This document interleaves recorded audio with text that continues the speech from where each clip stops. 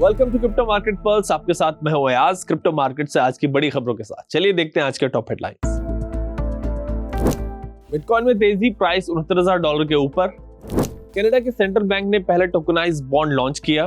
Clarity act crypto से ज्यादा banks के लिए जरूरी, यूएस कमोडिटी कमीशन के फॉर्मर चेयरमैन का बयान। माइकल सेयर ने बिटकॉइन में फिर से की बड़ी खरीदारी। बिटकॉइन ने पिछले 24 घंटों में एक जबरदस्त कमबैक दिखाया। कल बिटकॉइन का प्राइस गिरकर $65,500 तक चला गया था।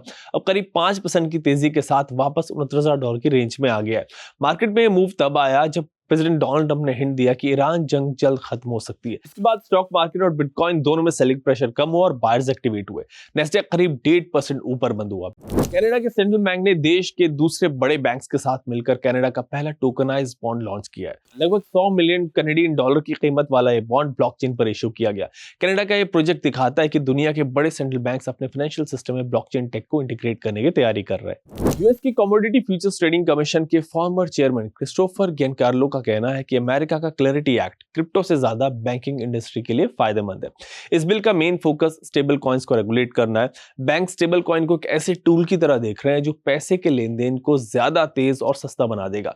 माइकल सेयर ने एक बार फिर से बिटकॉइन में बड़ी खरीदारी की। उन्होंने करीब $1.3 मिलियन देकर 17,994 नए बिटकॉइन खरीदे, जो पिछले 7 हफ्तों में उनकी सबसे बड़ी परचेज है। यह खरीदारी उन्होंने 2 मार्च से 8 मार्च के बीच की। अब उनकी कंपनी स्ट्रेटजी के पास कुल मिलाकर 7,38,731 बिटकॉइन हो गए।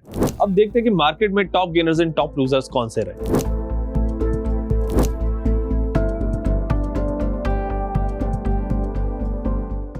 अब बारी है रेजिस्टेंस एंड सपोर्ट लेवल्स की। बिटकॉइन का रेजिस्टेंस लेवल है $70,400 से $71,000 के बीच और सपोर्ट जोन है $65,500 से $66,000 के बीच। इथेरियम का रेजिस्टेंस जोन है $2,075 से $2,092 के बीच और सपोर्ट जोन है $1948 से $1960 के बीच। बीएनबी का रेजिस्टेंस जोन है $649 से $661 के बीच और सपोर्ट जोन है $615 से $620 के बीच। सोलाना का रेजिस्टेंस जोन है $88 से $89 के बीच और सपोर्ट जोन है $81 से $82 के बीच। XRP का रेजिस्टेंस जोन है $1.39 से $1.41 के बीच और सपोर्ट जोन है $1.30 से $1.33 के बीच। ईरान वॉर पर ट्रंप के स्टेटमेंट के बाद मार्केट में सेलिंग प्रेशर थोड़ा कम हुआ है, मगर वॉर अभी खत्म नहीं हुआ है। जब तक डीएस्केलेशन पर यूएस की तरफ से क्लियर स्टेटमेंट नहीं आता, सिचुएशन एज इज रहेगी। इसीलिए मार्केट में आगे भी वॉलेटिलिटी देखने को मिल सकती है। इस सिचुएशन में एग्रेसिव ट्रेडिंग से बचना बेहतर है। लॉन्ग टर्म नजरिया रखते हुए स्ट्रॉन्ग कॉइन्स में धीरे धीरे इन्वेस्ट करना और प्रॉपर रिस्क मैनेजमेंट फॉलो करना ज्यादा सेफ स्ट्रेटजी है। और अगर क्रिप्टो पर आपका कोई सवाल हो तो स्क्रीन पर नीचे दिए गए हेल्पलाइन नंबर पर कॉल कर सकते हैं।